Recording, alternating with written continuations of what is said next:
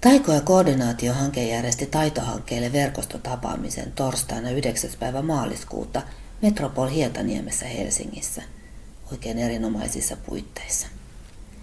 Päivän teemana oli toisiimme tutustuminen ja hankkeiden ikuisuus, haaste eli viestintä.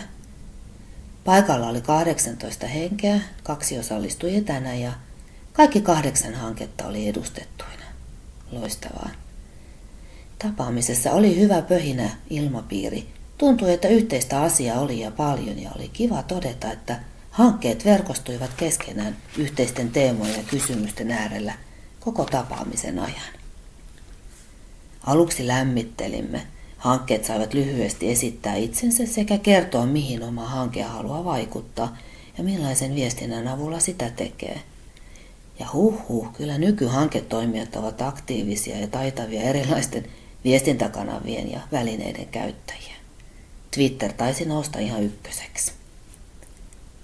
Kun hankkeiden kohderyhmänä on maahanmuuttajat ja aikuiset, joilla on puutteita perustaidoissa, viestinnän tulee olla selkeäkielistä.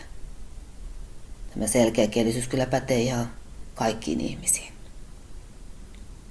Itse päivän teemaan meidät johdatti Heidi Korva Kommunikesta. Alkuun jokainen mietti oman hankkeensa hissipuhetta ja siinä hän ei saanut käyttää mitään hankejorgania, vaikeaa. Heidin mukaan viestinnän kriittiset pisteet ovat seuraavat. 1. Pitää saada huomio. Tämä on hyvä toteamus. Ei ole enää olemassa 8:30 uutisia, joita kaikki katsovat.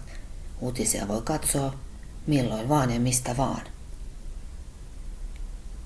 Huomion voi saada hyvin, kun käyttää huumoria, eli huumori on sallittua. Joskus voi olla söpö ja kuvatkin kertoo enemmän kuin 1000 sanaa.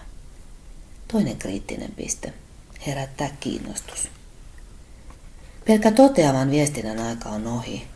Innostus, vaihtelevuus ja arkea koskeva sisältö kiinnostaa. 3. Mieleen jääminen. Mielikuvien maailma. Tunnetta mukaan viestintään, niin jää paremmin mieliin.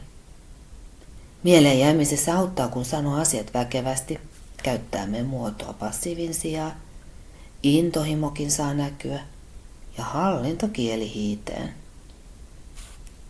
4. kriittinen piste, toimimaan saaminen. Se ehkä onnistuu parhaiten tuomalla esiin ihmisiä tarinoineen. Ja julkiksethan ovat tässä oikein hyvä. Heidin paketti viestinnästä oli tehokas ja herättävä. Se sai tällaisen kuin minä vanhan hanketyöntekijän miettimään viestintää ihan uudella tavoin, uusin silmin. Päivän päätteeksi mietimme yhdessä, mitä haluaisimme viestiä taito-ohjelman teemasta aikuisten perustaidot. Heidinhän mukaan onnistunut viestintä vaatii yhteistyötä yhteen hiileen puhaltamista. Joten päivän päätteeksi päätimmekin, että toteutamme tämän vuoden aikana kampanjaviikon aikuisten perustaidoista liittyvän. Kampanjaviikon suunnittelutyö jatkuu ja taitoja hanke otti tästä tehtävästä kopin. Verkostotapaaminen oli onnistunut, vuorovaikutteinen ja monia asioita eteenpäin vievä. Hankeviestintä on haastavaa, koska kohderyhmiä, kelle haluaa viestiä hankkeestaan, on niin monia.